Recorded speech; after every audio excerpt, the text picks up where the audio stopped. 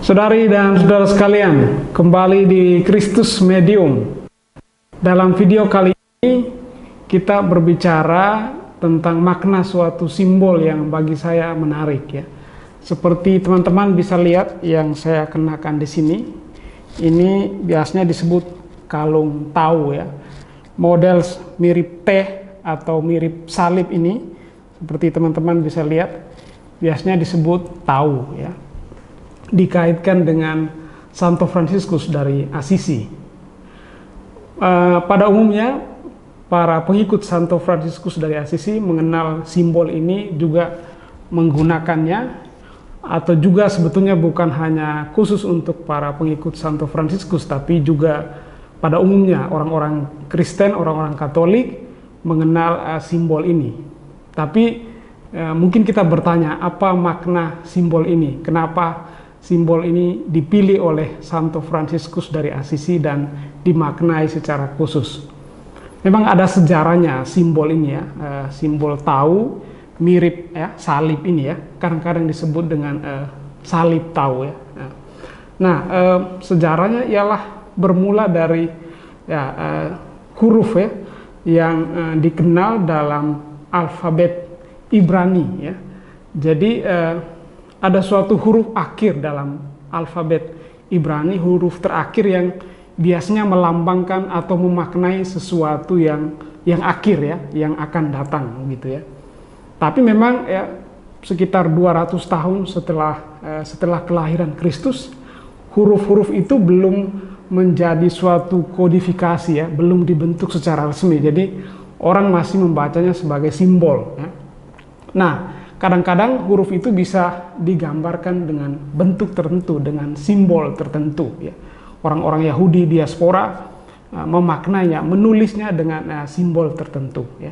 Dan kemudian ya orang Kristen kemudian yang membaca Perjanjian Lama ya, juga dengan latar belakang bahasa mereka, misalnya bahasa Yunani, kemudian juga berusaha memaknai simbol yang sama ya, huruf terakhir itu ya.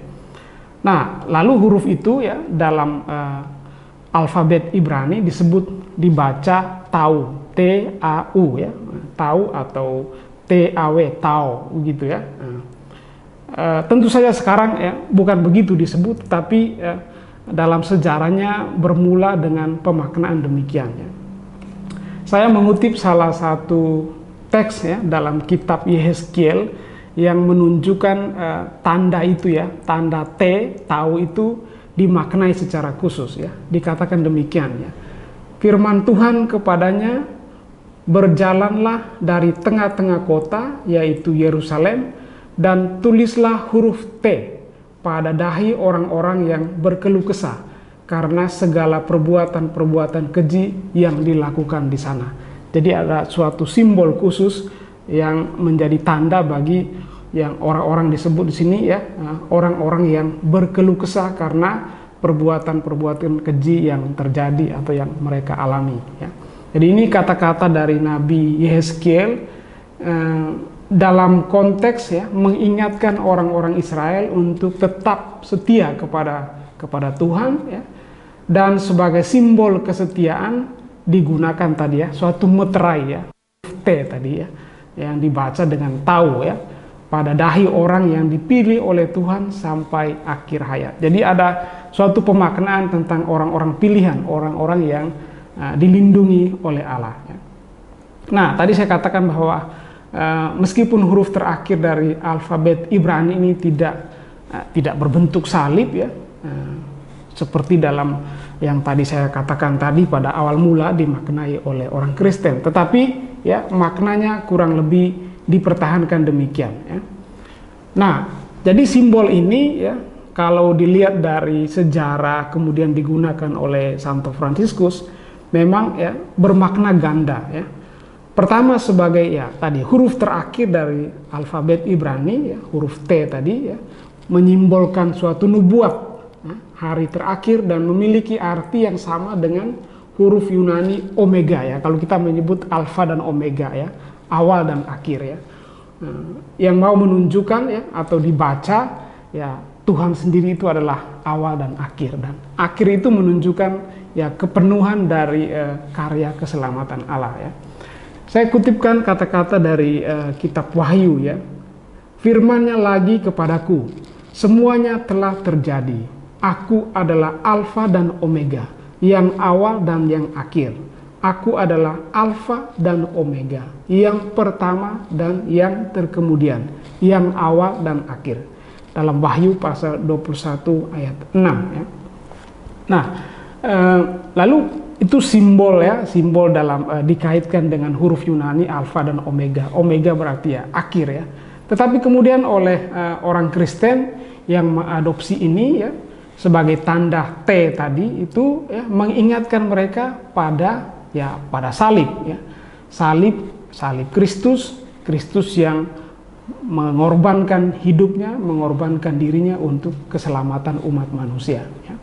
Nah, kalau begitu tanda ini bukan tanda magis ya, bukan tanda magis, bukan suatu simbol belaka ya, bukan jimat, bukan pula suatu perhiasan saja yang biasa ya, tetapi memang ada maknanya yang mau disampaikan ya.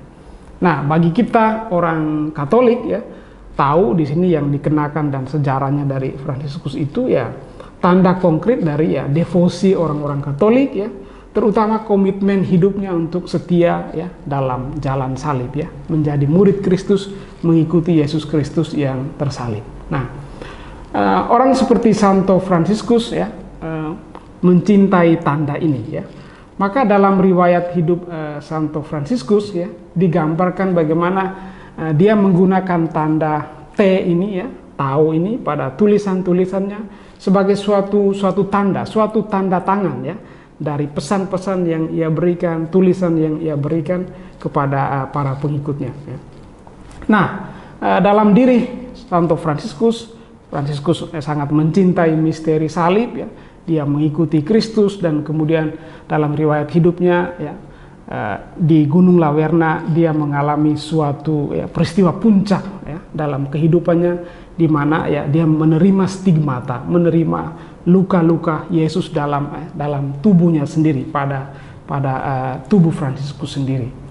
Maka penulis riwayat hidup Santo Fransiskus, orang yang bernama Thomas Celano ya, mengatakan bahwa Fransiskus ya pernah menyembuhkan secara ajaib ya seorang yang sakit di kota Kori dengan membuat tanda tahu pada bagian tubuh orang yang sakit itu ya.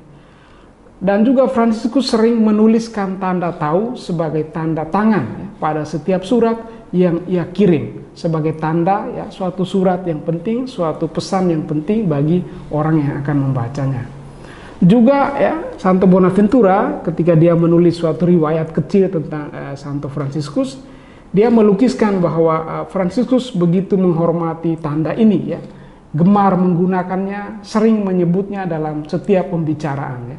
Karena itu adalah suatu tanda di mana ya ketika ia memulai sesuatu ya, seperti tanda salib ya, tanda tangan tadi ya.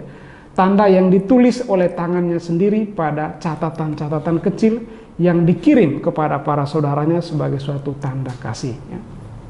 Jadi dengan kata lain ya, T ya, tahu ini adalah ya tanda yang memang dicintai oleh Fransiskus ya, terutama karena Fransiskus mencintai misteri salib. Dan kalau kita sebagai orang Kristiani, orang Katolik mengenakan tanda ini ya, mengingatkan kita ya akan misteri salib itu, akan kecintaan kita kepada Yesus Kristus yang memilih jalan salib untuk menyelamatkan kita ya.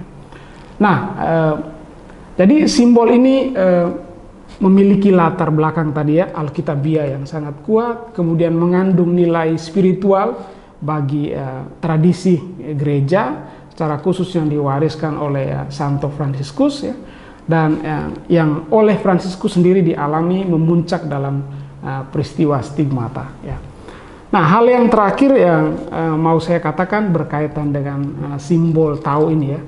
Kenapa tau ini dibuat dari kayu ya, jadi bukan logam. Memang kita akan teman-teman bisa dengan mudah ya menemukan simbol ini sudah dimodifikasi dengan bahan yang berbeda dari logam, atau kadang-kadang berupa ditempatkan juga ya korpus ya, ditempelkan pada bagian kayunya itu ya. Tetapi aslinya ini adalah pilihannya adalah bahan kayu ya. Kenapa?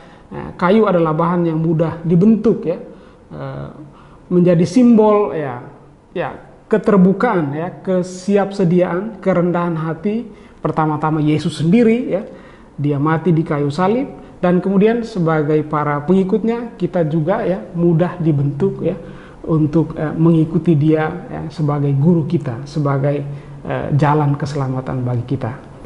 Jadi teman-teman sekalian, semoga Anda kemudian kalau menggunakan tanda ini ya, tanda tahu ya, ini bisa memaknai simbolnya tanda ini, dan kemudian terutama agar membantu kita semua lebih mencintai Yesus Kristus, mengikuti dia sebagai murid yang setia. Pace bene, salam dan berkat untuk kita semua.